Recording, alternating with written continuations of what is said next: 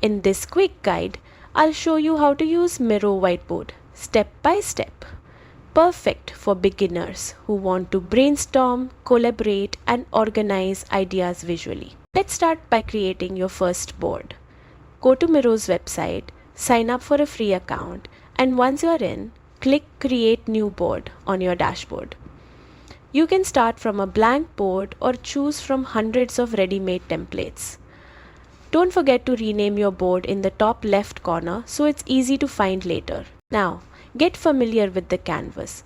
Click and drag to move around. Scroll or pinch to zoom and hold a spacebar for quick navigation across large boards. This makes it easy to stay organized while working on big projects. If you're finding this helpful, make sure to like this video and subscribe for more quick Miro tutorials every week. Next, let's add content. On the left toolbar, you'll find everything you need. Sticky notes for ideas, shapes and text boxes for structure, and the pen tool for freehand sketches. Just click an icon, place it on your board, and start typing or drawing. You can also explore Miro's built-in templates to save time. Click the template icon, pick one that fits your project, and add it to your board.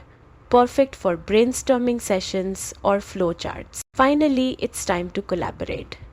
Click Share at the top right to invite teammates by email or copy a shareable link.